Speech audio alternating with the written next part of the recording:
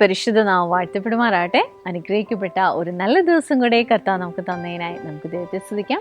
ഇന്നത്തെ നമ്മുടെ programme sponsor ചെയ്തിരിക്കുന്നത് കഴക്കൂട്ടത്ത് നിന്ന് ഷാജിയും ശോഭനയുമാണ്. ഈ കുടുംബം നമ്മളോട് പ്രാർത്ഥിക്കാനായി പറഞ്ഞിരിക്കുന്നത് ഇവരുടെ മകന് ഫിക്സ് വരുന്ന ഒരു പ്രയാസമുണ്ട്. അതിൽ നിന്നും കർത്താവ് പരിപൂർണമായിട്ടും വിടിവിക്കണം. അതുപോലെ തന്നെ ബുദ്ധിക്ക് വികാസം ഉണ്ടാകണം. മകളുടെ വിദ്യാഭ്യാസം അനുഗ്രഹിക്കപ്പെടണം. ശാരീരികമായി സൗഖ്യത്തോടെ ആയിരിക്കണം. അമ്മ ആരോഗ്യത്തോടും സൗഖ്യത്തോടും കൂടെ ആയിരിക്കണം. നമുക്കൊരു നിമിഷം അതിനായി പ്രാർത്ഥിക്കാം. സ്വർഗീയ പിതാവേ, ഈ കുടുംബത്തെ അവിടുത്തെ കരങ്ങളിൽ ഏൽപ്പിക്കുന്നപ്പാ. കുടുംബത്തിലായിരിക്കുന്ന ഓരോ വ്യക്തികളും കർത്താവിൽ നിന്ന് നന്മ പ്രാപിക്കുവാനിടയാവട്ടെ അപ്പാ, അനുഗ്രഹിക്കപ്പെടുവാനിടയാവട്ടെ. പ്രത്യേകിച്ച് മകനെ അവിടുത്തെ കരങ്ങളിൽ ഏൽപ്പിക്കുന്നു. മകന് ആ ഫിക്സ് വരുന്ന പ്രയാസം യേശുവിൻ്റെ നാമത്തിൽ പൂർണ്ണമായും സൗഖ്യമാവട്ടെ അപ്പാ. കർത്താവെ, സാധാരണ ഒരു കുഞ്ഞിനെ പോലെ കർത്താവെ ശാരീരികമായും മാനസികമായും ആരോഗ്യത്തോടെ ആയിരിക്കട്ടെ അപ്പാ. കർത്താവിൻ്റെ പ്രവൃത്തിക്കായി നന്ദി പറയുന്നു. മകളെ അവിടുത്തെ കരങ്ങളിൽ ഏൽപ്പിക്കുന്നു. മകൾ ശാരീരികമായ സൗഖ്യത്തോടെ ആയിരിക്കട്ടെ, അനുഗ്രഹത്തോടെ ആയിരിക്കട്ടെ. കർത്താവെ, മകളുടെ വിദ്യാഭ്യാസം അനുഗ്രഹിക്കപ്പെടട്ടെ അപ്പാ. അമ്മയെ അവിടുത്തെ കരങ്ങളിൽ ഏൽപ്പിക്കുന്നു. കർത്താവെ, അമ്മ ആരോഗ്യത്തോടെ ആയിരിക്കട്ടെ അപ്പാ. കർത്താവെ, സൗഖ്യത്തോടെ ആയിരിക്കട്ടെ. കുടുംബത്തിലായിരിക്കുന്ന ഓരോ വ്യക്തികളിലും ദൈവിക നന്മകൾ വെളിപ്പെടട്ടെ അപ്പാ. Thank you Jesus. സ്വർഗീയ പിതാവേ, അവിടെ ഞങ്ങളുടെ പ്രാർത്ഥന കേട്ടതിനായി സ്തോത്രം. യേശുവിൻ്റെ നാമത്തിൽ തന്നെ ആമേൻ. ഇന്നത്തെ പ്രോഗ്രാം സ്പോൺസർ ചെയ്ത ഈ കുടുംബത്തോട് നന്ദി അറിയിക്കുന്നു. കർത്താവ് നിങ്ങളെ ധാരാളം അനുഗ്രഹിക്കട്ടെ. God bless you. Miracle Sunday തിരുവനന്തപുരത്ത് മാർച്ച് 1 സമയം രാവിലെ 11 മണി മുതൽ. സ്ഥലം Travancore International Convention Centre, Greenfield Stadium compound, Karyavattom. കൂടുതൽ വിവരങ്ങൾക്ക് 0471 257 998. നമ്മുടെ കരച്ചിലോ ഇമോഷനോ അല്ല നമ്മുടെ ജീവിതത്തിൽ അത്ഭുതത്തെ കൊണ്ടുവരുന്നത്. കർത്താവിലുള്ള വിശ്വാസത്തിന് മാത്രമേ നമ്മുടെ ജീവിതത്തിൽ അത്ഭുതത്തെ കൊണ്ടുവരാൻ സാധിക്കുകയുള്ളൂ. നമുക്ക് ദൈവജനത്തോടൊപ്പമായിരിക്കാം. അനുഗ്രഹിക്കപ്പെട്ട ഒരു മെസ്സേജാണ് ഇന്ന് കേൾക്കാനായി പോകുന്നത്. നമുക്ക് മെസ്സേജിലേക്ക് പോകാം. ഒരു വാക്യം എടുക്കാം. മത്തായി സുവിശേഷം അതിൻ്റെ 22-ാം അധ്യായം അതിൻ്റെ 29-ാമത്തെ വാക്യം. എല്ലാവരും എടുത്താട്ടെ. അതിന് യേശു ഉത്തരം പറഞ്ഞത്, നിങ്ങൾ തിരുവെഴുത്തുകളെയും ദൈവശക്തിയെയും അറിഞ്ഞുകൂടാത്തത് കൊണ്ട് തെറ്റിപ്പോകുന്നു. എല്ലാവരും ഒന്ന് കരമുയർത്തി പറയാവോ? തിരുവെഴുത്തുകളെയും ദൈവശക്തിയെയും അറിഞ്ഞുകൂടാത്തതാണ് തെറ്റിപ്പോകാനുള്ള കാരണം. ഒന്നും കൂടെ പറയാവോ? തിരുവെഴുത്തുകളെയും ദൈവശക്തിയെയും അറിയാത്തതാണ് തെറ്റുവാനുള്ള കാരണം. യേശു പറഞ്ഞ വാചകമായി കേട്ടോ. എനിക്ക് ബൈബിളിൽ ഏറ്റവും ഇഷ്ടമുള്ള വാക്കുകളിൽ ഒന്നാണ് ഈ വാക്യം. നമുക്ക് ഹോശേയ പ്രവാചകൻ്റെ പുസ്തകം അറിയാം, 4-ാം അധ്യായം അറിയാം. അതിൻ്റെ 6-ാമത്തെ വാക്യം വായിക്കുന്നത്, എൻ്റെ ജനം പരിജ്ഞാനമില്ലാത്തത് കൊണ്ട് നശിച്ചു പോകുന്നു എന്ന് പറഞ്ഞാൽ അർത്ഥം എന്താ? എൻ്റെ ജനത്തിന് എന്തില്ല? റെവലേഷൻ ഇല്ല, ദൈവവചനത്തിൽ നിന്നുള്ള അറിവില്ല. അറിവില്ലാത്തതാണ് എന്ത് ചെയ്യാനുള്ള കാരണം? അവർ നശിക്കാനുള്ള കാരണം. വെളിപ്പാട് പുസ്തകത്തിലെ 29-ാം അധ്യായം നമ്മൾ വായിക്കുന്നത്, അവിടെ എഴുതിയിരിക്കുന്ന വാചകം ഇങ്ങനെയാ: വെളിപ്പാടില്ലാത്തടത്ത് ജനം മര്യാദ കെട്ട് നടക്കുന്നു. ഏതാ വെളിപ്പാടില്ലാത്തടത്തെന്ന് പറഞ്ഞാൽ ദൈവവചനമാണ് ഒരു മനുഷ്യന് വെളിപ്പാടിനെ കൊടുക്കുന്നത്. യേശു തന്നെ പറഞ്ഞ ഉദാഹരണങ്ങളിലൊന്ന്, സത്യം നിങ്ങൾ അറിയുകയും സത്യം നിങ്ങളെ സ്വതന്ത്രരാക്കുകയും ചെയ്യും. ഞാൻ ഒരിക്കൽ ആ വാക്യം വായിക്കുമ്പോൾ സ്വയം ഇങ്ങനെ ചിന്തിച്ചിട്ടുണ്ട്, ദൈവമേ, അങ്ങാണോ ഞങ്ങളെ സ്വാതന്ത്ര്യത്തിലേക്ക് കൊണ്ടുവരുന്നത്? സത്യമാണോ കൊണ്ടുവരുന്നത്? സത്യം എന്ന് പറയുന്നത് ദൈവവചനമാണ്. വചനം എന്ന് പറയുന്നത് ജഡം ധരിച്ചതാണ് ക്രിസ്തുവും. ഒരു ഹല്ലേലൂയ പറഞ്ഞാട്ടെ. ശബ്ദഹീനത്തിന് ഹല്ലേലൂയ പറഞ്ഞാട്ടെ. ഇവിടെ എഴുതിയിരിക്കുന്ന വാചകം കണ്ടോ? തിരുവെഴുത്തുകളെ അറിയുക. എല്ലാവരും പറഞ്ഞേ, തിരുവെഴുത്തുകളെ അറിയുക. ഞാൻ നിങ്ങളോടൊരു ചോദ്യം ചോദിക്കട്ടെ. നിങ്ങളുടെയും എൻ്റെയും മുമ്പിൽ ഒരു പ്രശ്നം വരുമ്പോൾ ആ പ്രശ്നത്തെ ഞാൻ അഭിമുഖീകരിക്കുന്നത് എങ്ങനെയാണ് എന്ന് ചോദിച്ചാൽ, വിശ്വാസികളായിരിക്കുന്ന ആളുകളിൽ 99% ആളുകൾക്ക് 2 കാര്യവും, കുറച്ച് വിശ്വാസത്തിന് താഴെയുള്ള ആൾക്ക് 3-ാമതൊരു കാര്യവും ആ പ്രശ്നത്തെ നേരിടാൻ അറിയാം. ഞാൻ എങ്ങനെയാണെന്ന് പറയട്ടെ. ഒരു പ്രശ്നം വന്നാൽ നമ്മൾ ആദ്യം പറയുന്ന വാചകം പ്രാർത്ഥിക്കാം എന്ന് പറയും. ആ പ്രശ്നത്തെ നമ്മൾ എങ്ങനെയാണ് സാധാരണ നേരിടുന്നത്? പ്രാർത്ഥിച്ചാണ് നേരിടുന്നത്. ചില ആളുകൾ പറയും നമുക്ക് ആ കാര്യത്തിന് വേണ്ടി ഉപവസിക്കാം എന്ന് പറയും. അവർ ആ പ്രശ്നത്തെ നേരിടുന്നത് എങ്ങനെയാണ്? ഉപവസിച്ചാണ് നേരിടുന്നത്. കുറച്ചും കൂടെ താഴെയുള്ള വിശ്വാസത്തിൽ കുറച്ചും കൂടെ വളർന്നിട്ടില്ലാത്ത ആളുകൾ പറയാം, അവർ പറയത്തില്ല, അവർ കരയാൻ തുടങ്ങും, നിലവിളിക്കാൻ തുടങ്ങും. ഇന്ന് രാവിലെ ഞാൻ അഞ്ചൽ ചർച്ചിൽ പ്രാർത്ഥിക്കുമ്പോൾ പുതിയ ഒരാൾ വന്നിട്ടുണ്ട്. അവരുടെ പേര് ലിസി എന്നാണ്, ഒരു അമ്മച്ചി. ഞാൻ ആ ലിസിക്ക് വേണ്ടി പ്രാർത്ഥിക്കാൻ തുടങ്ങുമ്പോൾ ആ അമ്മ എൻ്റെ അടുക്കൽ നിന്ന് വല്ലാതെ കരയുകയാണ്. കർത്താവ് എന്നോട് പറഞ്ഞു, അവൾ കുറച്ചു നേരം കരയട്ടെ, അടുത്ത ആളെടുക്കൽ പോയി പ്രാർത്ഥിക്കാൻ. എനിക്കത് കേട്ടപ്പോൾ ഒരു അസ്വസ്ഥത തോന്നി. ഞാൻ ചോദിച്ചു, കർത്താവേ, അവരുടെ അടുക്കൽ ചെന്ന് പ്രാർത്ഥിക്കണ്ടേ? ഞാൻ ആ ലീഡേഴ്സിനോട് പറഞ്ഞു, അവരുടെ സങ്കടം മാറിയിട്ട് എന്നെ വിളിക്കാൻ പറയാൻ പറഞ്ഞു. ഞാൻ അവരെ അടുത്ത ആൾക്ക് വേണ്ടി പ്രാർത്ഥിച്ചപ്പോഴും ഇവരുടെ സങ്കടം മാറില്ല, ഇവർ വീണ്ടും കരയുക. നിങ്ങൾ എൻ്റെ കൂടെ ഉണ്ടോ? ഒരു ഹല്ലേലൂയ പറയാവോ? അവരുടെ വിചാരത്തിൽ ഞാൻ ആ സങ്കടം കണ്ട് ഞാൻ ഇമോഷണലായി, സ്വർഗം ഇമോഷണലായി, ദൈവം ചിലത് ചെയ്യുമെന്നാണ്. കണ്ണുനീര് തെറ്റൊന്നുമല്ല കേട്ടോ. നിങ്ങളുടെ മക്കൾക്ക് വേണ്ടി കരയുന്നതിൽ എനിക്ക് വിരോധമൊന്നുമില്ല. പക്ഷെ നിങ്ങൾ അറിയേണ്ടത് അത്ഭുതങ്ങൾ നടക്കുന്നത് യേശുവിലുള്ള വിശ്വാസത്താലാണ്. ആമേൻ. വിശ്വാസത്തോടെ നിങ്ങൾ പ്രാർത്ഥിക്കുമ്പോൾ നിങ്ങളുടെ കണ്ണിൽ നിന്ന് കണ്ണുനീര് വന്നതുകൊണ്ട് എനിക്ക് തെറ്റൊന്നും തോന്നുന്നില്ല. അത് പാപമാണെന്നൊന്നുമല്ല ഞാൻ പറയുന്നേ. പക്ഷെ അത്ഭുതങ്ങളെ ചെയ്യുന്നത് വിശ്വാസമാണ്. ഞാൻ ഇന്ന് അതല്ല പ്രസംഗിക്കാൻ വരുന്നത്. ശ്രദ്ധിച്ചേ, നിങ്ങളുടെ മുമ്പിൽ ഒരു പ്രശ്നം ഉണ്ടായാൽ ആ പ്രശ്നത്തെ നമ്മൾ നേരിടുന്നത് സാധാരണ 2 വിധത്തിലാണ്. അടുത്തിരിക്കുന്ന ആളെ കൈ കൊടുത്തിട്ട് പറ, 2 വിധത്തിലാണ്. നിങ്ങൾ എന്നോടൊരു കാര്യം ചോദിക്കേ, നിങ്ങൾ എന്തെങ്കിലും ഒരു കാര്യം എന്നോട് പറയേ, ഞാൻ ആദ്യം മറുപടി പറയുന്നത് പ്രാർത്ഥിക്കാമെന്നായിരിക്കും. എന്നാൽ ഞാൻ നിങ്ങളോട് ചോദ്യം ചോദിക്കട്ടെ. നമ്മളിൽ പലരും പ്രാർത്ഥിക്കുന്നൊരു പ്രാർത്ഥനയുണ്ട്, കർത്താവേ, പാകിസ്ഥാനോട് നീ ഇടപെടണമേ, പാകിസ്ഥാനെ നീ സൗഖ്യമാക്കണമേ, പാകിസ്ഥാനോടുള്ള ബന്ധത്തിൽ പാകിസ്ഥാനിൽ സുവിശേഷം എത്തിക്കണമേ. സൗരങ്ങളെ, നമ്മളെല്ലാവരും അങ്ങനെ പ്രാർത്ഥിക്കുന്നതിൽ എനിക്ക് വിരോധമൊന്നുമില്ല. പക്ഷെ പാകിസ്ഥാനിൽ പോയി സുവിശേഷം പറയാൻ നിങ്ങൾക്ക് പറ്റുമോ എന്ന് ചോദിച്ചാൽ നമ്മളത് ചെയ്യത്തില്ല. അയൽവക്കത്തുള്ള ആൾക്ക് വേണ്ടി പ്രാർത്ഥിക്കും, ദൈവമേ, യേശുവേ, അവരോട് നീ സുവിശേഷം പറയാൻ അവസരം കൊടുക്കണമേ. എന്നാൽ നിങ്ങൾ ചെന്ന് അവരുടെ വീട്ടിൽ ചെന്ന് സുവിശേഷം പറയത്തില്ല. സൗരങ്ങളെ, ആൾറെഡി ചില ആളുകൾ പറയും, ഇന്ന രാജ്യത്തോട് ദൈവമേ മനസ്സലിയണമേ എന്ന് പ്രാർത്ഥിക്കും. വടക്കേ ഇന്ത്യയോട് മനസ്സലിയണമേ എന്ന് പറഞ്ഞാൽ ദൈവത്തിന് മനസ്സലിവ് ഇല്ല, നമുക്കൊക്കെ ദൈവത്തെക്കാൾ ഇപ്പോൾ മനസ്സലിവുണ്ട്. അതുകൊണ്ട് ദൈവത്തോട് പറയുക, കർത്താവേ, നിൻ്റെ കഠിനമുള്ള മനസ്സ് ഒന്ന് അലിക്കണേ, വടക്കേ ഇന്ത്യയിലേക്ക് നീ ചെന്ന് അവിടെ നശിക്കുന്ന ജനത്തെ നീ രക്ഷിക്കണേ. കാരണം ദൈവത്തിന് അങ്ങനെ മനസ്സലിവൊന്നും ഇല്ലല്ലോ. നമുക്ക് അതിനേക്കാൾ വലിയൊരു മനസ്സുള്ളത് കൊണ്ട് നമ്മൾ പറയുക, ദൈവമേ മനസ്സലിയണമേ. ഒരു ഹല്ലേലൂയ പറഞ്ഞാട്ട്. നിങ്ങൾ അറിയേണ്ടത്, സ്വന്തം പുത്രനെ ആദരിക്കാതെ നമുക്ക് വേണ്ടി ഏൽപ്പിച്ചു തന്നവൻ. ഒരു ഹല്ലേലൂയ പറയാവോ? നമ്മൾ ആരെങ്കിലും സ്വന്തം പുത്രനെ നമുക്ക് മറ്റാർക്കെങ്കിലും വേണ്ടി വിട്ടുകൊടുത്തിട്ടുണ്ടോ? ഇല്ല. അതിൻ്റെ അർത്ഥം, എനിക്കും എന്നേക്കാളും നിങ്ങളെക്കാളും ദൈവത്തിന് ഓരോ സ്ഥലത്തെക്കുറിച്ചും മനസ്സലിവുണ്ട്. ഒരു ഹല്ലേലൂയ പറഞ്ഞാട്ടെ. സുവിശേഷം കേൾക്കാൻ വേണ്ടി മനസ്സല് വേണമേ എന്ന് നിങ്ങൾ പ്രാർത്ഥിക്കേണ്ട. അതിന് പകരം ആ സുവിശേഷം കേൾക്കാത്ത സ്ഥലത്തേക്ക് നിങ്ങൾ ചെന്ന് സുവിശേഷം പറഞ്ഞാൽ മതി. കൈയടിച്ചൊരു ഹല്ലേലൂയ പറഞ്ഞാട്ടെ. എന്താ യേശു പറഞ്ഞ വാചകം നിങ്ങൾ ശ്രദ്ധിച്ചേ? തിരുവെഴുത്തുകളെ അറിയത്തില്ല. നിങ്ങളുടെ മുമ്പിൽ ഒരു പ്രശ്നം വരുമ്പോൾ ആ പ്രശ്നത്തെ എങ്ങനെ ഡീൽ ചെയ്യേണ്ടതെന്ന് അറിയത്തില്ല. ഒരു ആമേൻ പറയാവോ? അടുത്തിരിക്കുന്നവരോട് പറ, തിരുവെഴുത്ത് അറിയില്ല. ഒരു ഹല്ലേലൂയ പറഞ്ഞാട്ടെ. എന്നെ ഒന്ന് ശ്രദ്ധിക്കാവോ? യേശു ഒരിക്കൽ വള്ളത്തിൽ യാത്ര ചെയ്യുകയായിരുന്നു. ആ വള്ളത്തിനകത്ത് കാറ്റും കടലും കയറി. വേദപുസ്തകം പറയുന്നത് ശിഷ്യന്മാർ ഉറക്കെ നിലവിളിക്കാൻ തുടങ്ങി. വേദപുസ്തകം പറയുന്നത് യേശു അമരത്ത് തലയണ വെച്ച് ഉറങ്ങുകയായിരുന്നു. യേശു ഉറങ്ങുന്നത് കണ്ടിട്ട് ശിഷ്യന്മാർ അവനെ കുലുക്കി എഴുന്നേൽപ്പിച്ചിട്ട് പറഞ്ഞു, കർത്താവേ, ഞങ്ങൾ നശിക്കുന്നതിൽ നിനക്ക് വിചാരമില്ലയോ? നിങ്ങൾ എന്നെ ശ്രദ്ധിക്കണേ, ഇതൊരു മനോഹര കാര്യമാണ്.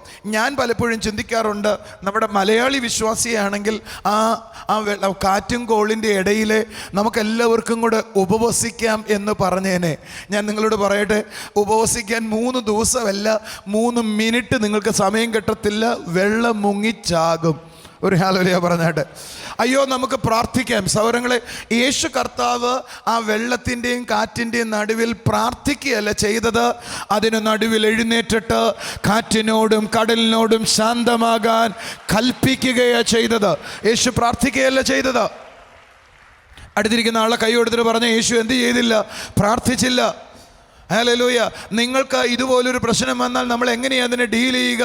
നമുക്ക് ഒറ്റ രീതിയിലേ അറിയാവൂ, പ്രാർത്ഥിക്കണം. സഹോദരങ്ങളെ, യേശു അവിടെ പ്രാർത്ഥിച്ചില്ല. ഒരു ഹല്ലേലൂയ പറഞ്ഞാട്ടെ. യേശു അതിനെ പ്രാർത്ഥിക്കുകയല്ല ചെയ്തത്. യേശു അതിനോട് അടങ്ങ എന്നും ശാന്തമാക എന്നും കൽപ്പിച്ചു. ആമേൻ.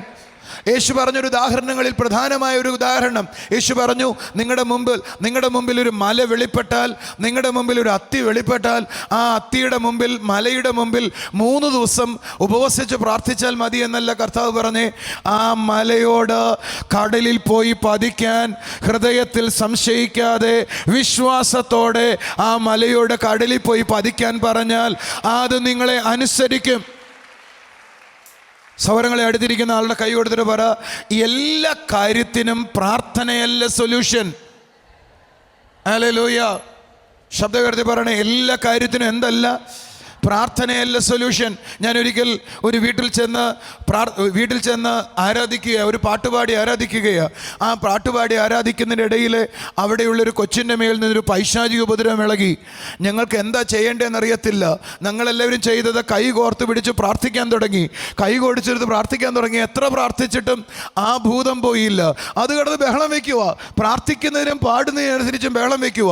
ഞാൻ കർത്താവിനോട് ചോദിച്ചു, കർത്താവേ, ഞാൻ എന്താ ചെയ്യേണ്ടത്? സ്വർഗം പറഞ്ഞു, നിന്നോട് ഇവിടെ പ്രാർത്ഥിക്കാനല്ല പറഞ്ഞത്, എൻ്റെ നാമം അതിൻ്റെ തലയിലോട്ട് കൈവച്ചിട്ട് വിളിച്ചു പറഞ്ഞാൽ അത് നിന്നെ വിട്ടുപോകും.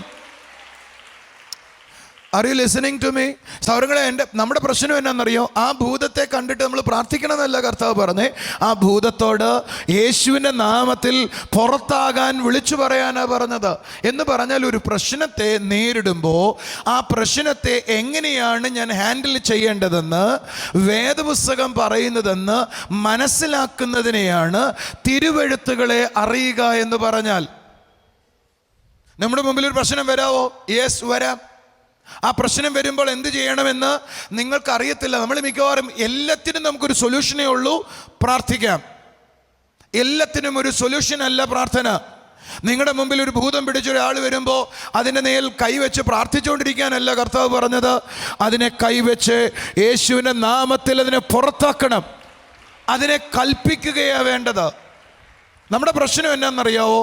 എന്തിനാണ് പ്രാർത്ഥിക്കേണ്ടത്, എന്തിനാണ് ഉപവസിക്കേണ്ടത്, എന്തിനാണ് കൽപ്പിക്കേണ്ടത് എന്നുള്ള കാര്യത്തെക്കുറിച്ച് വ്യക്തത നമ്മുടെ അകത്തില്ല.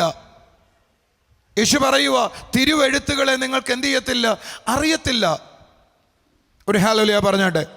ശബ്ദകീർത്തന ഹല്ലേലൂയ പറഞ്ഞാട്ടെ. വിഷ്ണു ഒന്ന് വന്നേ. വിഷ്ണു എന്നൊന്ന് ശ്രദ്ധിച്ചേ.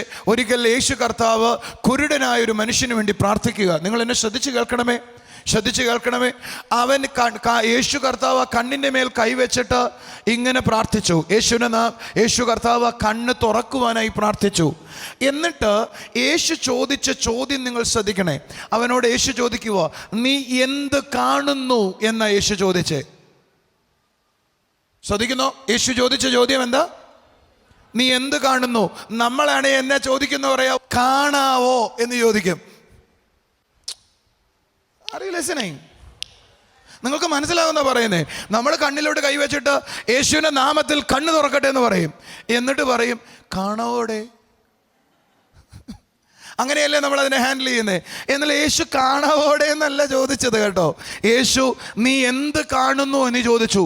യേശുവിനോട് അവൻ മറുപടി പറഞ്ഞു എന്നാന്നറിയോ? കർത്താവേ, എനിക്ക് കണ്ണ് കാണാം, പക്ഷേ മരങ്ങൾ നടക്കുന്ന പോലെ മനുഷ്യൻ നടക്കുന്നതാ കാണാനുള്ളത്. ഒരു ഹല്ലേലൂയ പറഞ്ഞാട്ടെ. യേശു അടുത്തത് വീണ്ടും അവൻ്റെ മേൽ കണ്ണിൻ്റെ മേൽ കൈവച്ചു. അവന് വേണ്ടി പ്രാർത്ഥിച്ചു. വേദപുസ്തകം പറയുന്നത്, അവൻ പറഞ്ഞു, എനിക്കിപ്പോൾ എല്ലാം സ്പഷ്ടമായി കാണാം. കൈകളടിച്ചൊരു ഹല്ലേലൂയ പറഞ്ഞാട്ടെ. ഞാൻ നിങ്ങളോട് പറയട്ടെ, യേശു ഒരു ചെകിടനായ മനുഷ്യൻ അടുക്കൽ വന്നു. ചെവിയിലോട്ട് കൈയിട്ടിട്ട് പറഞ്ഞു, എഫദാ എന്ന് വിളിച്ചു പറഞ്ഞു. അടുത്ത വാചകം എഴുതിയിരിക്കുന്നത്, അവൻ ആ നിമിഷം മുതൽ എല്ലാം സ്പഷ്ടമായി കേൾക്കാനായി തുടങ്ങി. നമ്മൾ ഇങ്ങനെയൊക്കെ നമ്മളും ചെയ്യും. ചെവിയിലോട്ട് വിരലിടും, എന്നിട്ട് വിരലൂരും, എന്നിട്ട് കേൾക്കാവോടെ എന്തരടെ പറയുന്നത് എന്ന് ചോദിച്ചു കളയും നമ്മൾ. കാരണം എന്നാ? നമ്മൾ പ്രാർത്ഥിക്കുന്നതൊന്ന്, നമ്മൾ ചോദിക്കുന്നതൊന്ന്. അതിൻ്റെ അർത്ഥം എന്നാണെന്നറിയാമോ? തിരുവചനം എങ്ങനെയാണ് നമ്മളെ ഉപദേശിച്ചിരിക്കുന്നതെന്നുള്ള ബോധ്യം നമ്മുടെ അകത്തില്ല. കരങ്ങളുയർത്തി ഹല്ലേലൂയ പറഞ്ഞാട്ടെ. ശബ്ദകീർത്തന ഹല്ലേലൂയ പറഞ്ഞാട്ടെ. നമ്മൾ ചില ആളുകളുടെ നടുവിൽ കൈവച്ചിട്ട് പറയും, യേശുവിൻ്റെ നാമത്തിൽ സൗഖ്യമാകട്ടെ. എന്നിട്ട് ചോദിക്കും, വേദനയുണ്ടോ? നിങ്ങൾ ആരെങ്കിലും എന്നെ ശ്രദ്ധിച്ചിട്ടുണ്ടോ? ഞാൻ അവരുടെ നടുവിലോട്ട് കൈവച്ചിട്ട് പറയും, അടുത്ത ആഴ്ച വന്ന് സാക്ഷ്യം പറയാൻ പറയും. നിങ്ങൾ ആരും കേട്ടിട്ടില്ല ഞാൻ പറയുന്നത്. അടുത്ത ആഴ്ച ഒരു പക്ഷേ അയാൾക്ക് വേദന മാറിയോ, നൺ ഓഫ് മൈ ബിസിനസ്. ഞാൻ പ്രാർത്ഥിച്ചത് സൗഖ്യമാകാൻ വേണ്ടി. ആമേൻ. ഇന്ന് അഞ്ചലിൽ ഞാനൊരു ചേച്ചിക്ക് വേണ്ടി പ്രാർത്ഥിക്കുക. ആ ചേച്ചിയുടെ കാല് സൈലൻസറിൽ പോയി ചവിട്ടി, വണ്ടിയുടെ ബൈക്കിൻ്റെ സൈലൻസറിൽ ചവിട്ടി. അതുകൊണ്ട് കാലിൻ്റെ അടിവശം മുഴുവൻ അഴുകിപ്പോയി. കണ്ടാൽ നമുക്ക് വിഷമം തോന്നും. ബാൻഡേഡ് ഡ്യൂറ്റി വന്നിരിക്കുക. അതിൻ്റെ കൂട്ടത്തിൽ ചിക്കൻ ഗുനിയ വന്നു. ആ കാല് ഇങ്ങനെയായിപ്പോയി, വളഞ്ഞുപോയി. കാലിൻ്റെ ഉപ്പൂറ്റിയില എന്തുണ്ടായത്, നമ്മുടെ സൈലൻസർ തൊട്ടത്. അതുകൊണ്ട് ഈ കാല് ഇങ്ങനെയായിപ്പോയി. അവർക്ക് ഇങ്ങനെ നടക്കാനൊക്കത്തുള്ളൂ. ഇപ്പോൾ കാല് അഴുകിയിരിക്കുന്നതുകൊണ്ട് തൊടാനൊക്കത്തില്ല. ആ ചേച്ചി വന്നിട്ട് എന്നോട് പറഞ്ഞു, ബ്രദർ എനിക്ക് വേണ്ടി പ്രാർത്ഥിക്കണം. ഞാൻ ആ ചേച്ചിക്ക് വേണ്ടി പ്രാർത്ഥിച്ചു. എന്നിട്ട് നടക്കാൻ പറഞ്ഞു. എൻ്റെ ദൈവമേ, ആ ചേച്ചി നടക്കത്തില്ല. എന്ത് ചെയ്താലും നടക്കത്തില്ല. ഞാൻ ആ ചേച്ചിയോട് മര്യാദക്കല്ല ചേച്ചി നടക്കാമെന്ന് പറഞ്ഞു. എൻ്റെ ദൈവമേ, പേടിച്ചൊരു ഓട്ടോ ഓടിയത്. അതോടെ കാര്യം ശരിയായി. എന്ത് ചെയ്താലും കേൾക്കത്തില്ല. എന്ത് ചെയ്തിട്ടും കേൾക്കത്തില്ല. അവരുടെ കാല് തറയി വയ്ക്കാൻ പറഞ്ഞാൽ അവർ കേൾക്കത്തില്ല. ഞാനിവിടെ ഒന്ന് പുറകെ എനിക്ക് ചിരിച്ചിട്ട് എൻ്റെ നിങ്ങൾ നിന്നവർ മുഴുവൻ ചിരിക്കുമായിരുന്നു. ഞാൻ പറഞ്ഞു, നടക്കാനല്ലേ പറഞ്ഞു എന്ന് പറഞ്ഞു. ആ ചേച്ചി നേരെ കാല് തറയി വെച്ചിട്ട് സ്പീഡിൽ അങ്ങ് ഓടി. എന്നിട്ട് പറയാം, വേദന പോയി ബ്രദറേന്ന്. എൻ്റെ അർത്ഥം മനസ്സിലായോ? പിശാച് നമ്മളെ വഞ്ചിക്കുന്നിടത്ത് അതിനെ എങ്ങനെയാണ് ഹാൻഡിൽ ചെയ്യേണ്ടതെന്ന് നമുക്കറിയാത്തതാണ് നമ്മുടെ തോൽവിയുടെ രഹസ്യം എന്ന് പറയുന്നത്. കൈകളടിച്ചൊരു ഹല്ലേലൂയ പറഞ്ഞാട്ടെ. അടുത്തിരിക്കുന്ന ഒരാളോട് ഒന്നും കൂടെ പറഞ്ഞാട്ടെ, എല്ലാ പ്രശ്നത്തിനും പ്രാർത്ഥനയല്ല സൊല്യൂഷൻ. ആമേൻ. പറഞ്ഞു നിങ്ങൾ, എല്ലാ പ്രശ്നത്തിനും എന്തല്ല സൊല്യൂഷൻ? പ്രാർത്ഥനയല്ല സൊല്യൂഷൻ. പകരം അതിനകത്തുള്ള സൊല്യൂഷൻ എന്താ? ദൈവവചനമാണ് സൊല്യൂഷൻ. എല്ലാ പ്രശ്നത്തിനുമുള്ള സൊല്യൂഷൻ എന്താ? ഈ പുസ്തകമാണ് സൊല്യൂഷൻ. അതിനകത്ത് നിനക്ക് എത്രത്തോളം വ്യക്തതയുണ്ടോ അതാണ് നിന്റെ വിജയം എന്ന് പറയുന്നത്. ഹല്ലേലൂയ. നമ്മുടെ ജീവിതത്തിൽ നാം എങ്ങനെ ആയിരിക്കണമെന്നാണ് ദൈവവചനം പറയുന്നത്. അത് നാം മനസ്സിലാക്കണം. ദൈവശക്തിയെ നമ്മുടെ ജീവിതത്തിൽ ഏതൊക്കെ മേഖലയിലാണ് നാം കൊണ്ടുവരേണ്ടത്, അത് നമ്മുടെ ജീവിതത്തിൽ നമുക്ക് വ്യക്തമായ ബോധ്യമുണ്ടാകണം.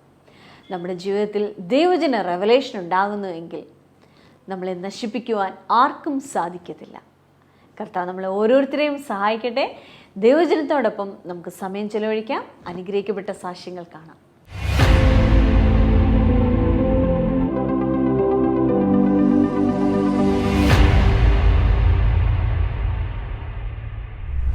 ബ്രദറെ, വിശ്വാസത്തോടുള്ള പ്രാർത്ഥന രോഗികൾക്ക് സൗഖ്യം നൽകും എന്നതിന്റെ ഒരു തെളിവായിട്ടാണ് ഈ അപ്പച്ചൻ ഇവിടെ സാക്ഷ്യമായി നിൽക്കുന്നത്. ഈ അപ്പച്ചന്റെ പേര് മണിയൻ എന്നാണ്. പൂഴിക്കുന്ന് എന്ന് പറഞ്ഞ സ്ഥലത്ത് നിന്നാണ് വരുന്നത്. ഈ അപ്പച്ചന് 6 വർഷമായിട്ട് കാലിന്റെ മുട്ടിനൊരു വളവും ഏകദേശം കാലിൽ നല്ലൊരു നീരും ഉണ്ടായിരുന്നു. 6 വർഷമായിട്ട്. അപ്പൊ ഡോക്ടറിനെ സമീപിച്ചപ്പോൾ ഓപ്പറേഷൻ വേണമെന്നാണ് പറഞ്ഞിരുന്നത്.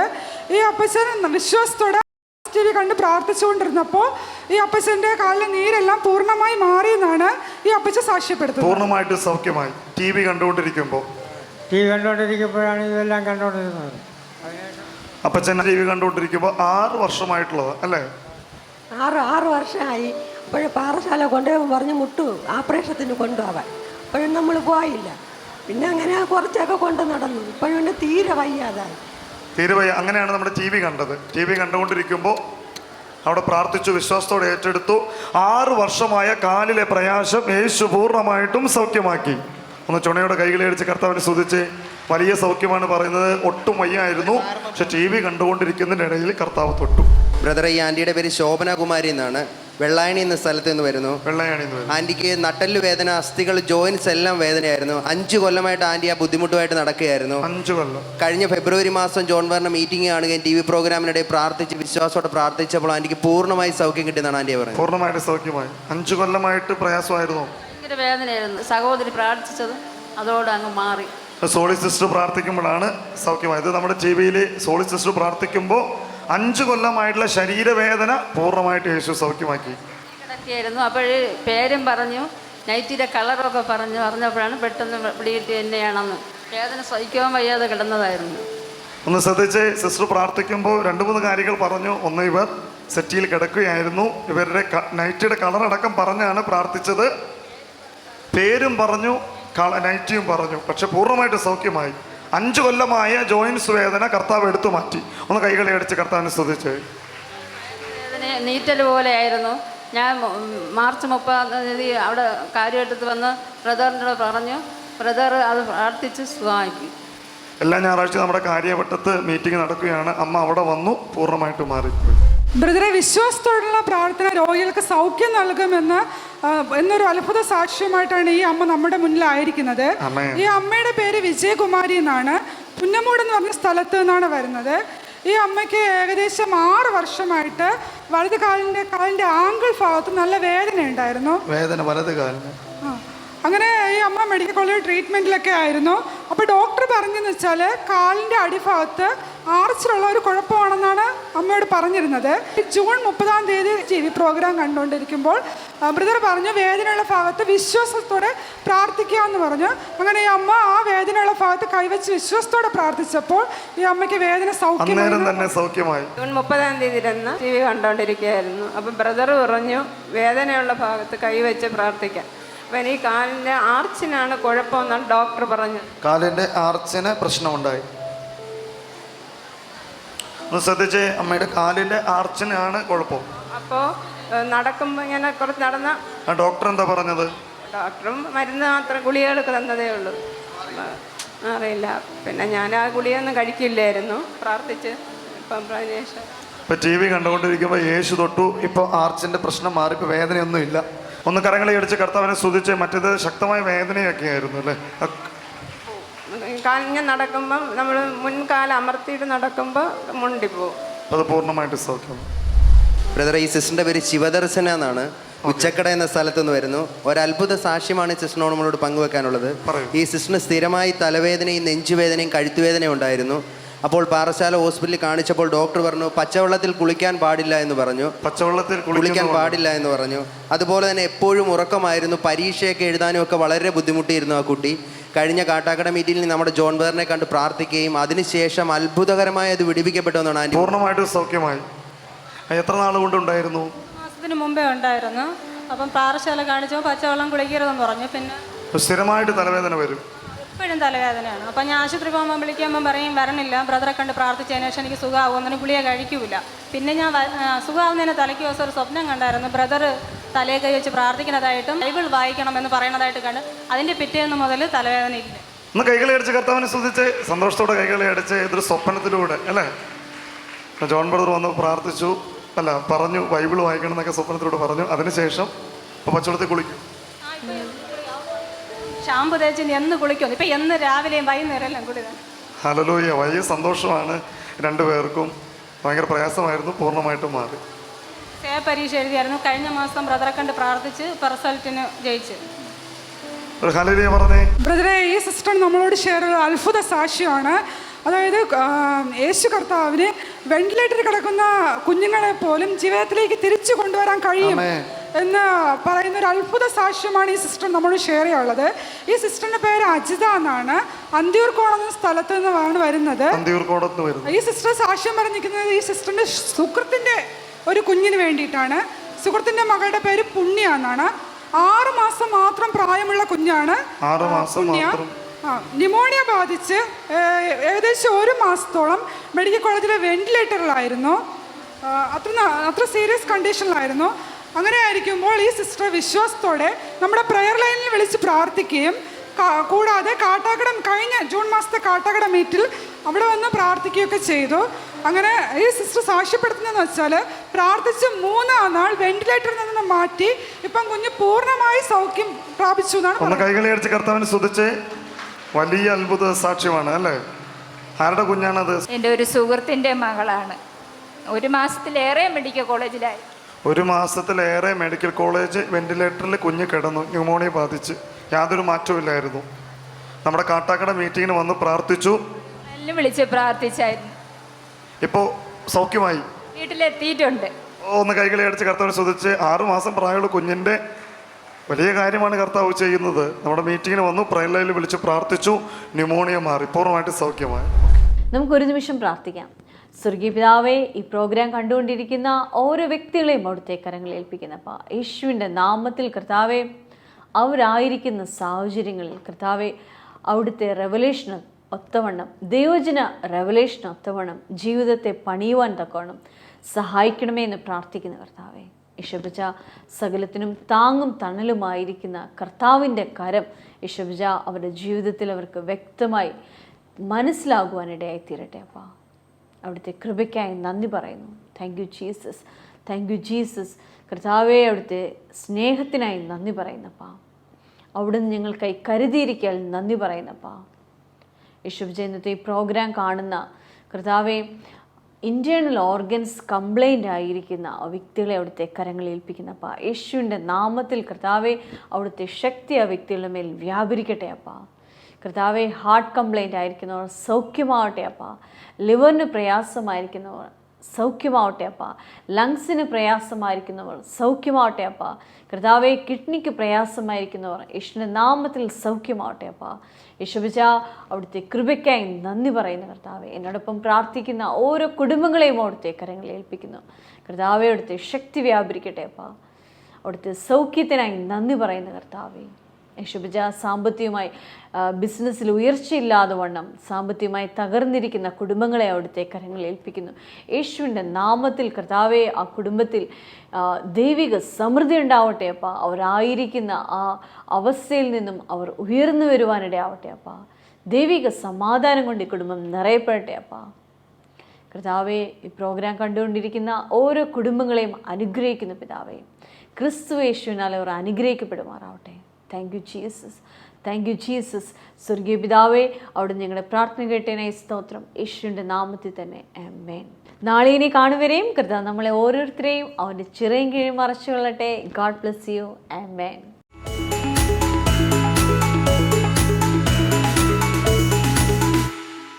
ഞങ്ങളുടെ വിലാസം Jesus world global worship centre, Anchal, Kollam, Kerala.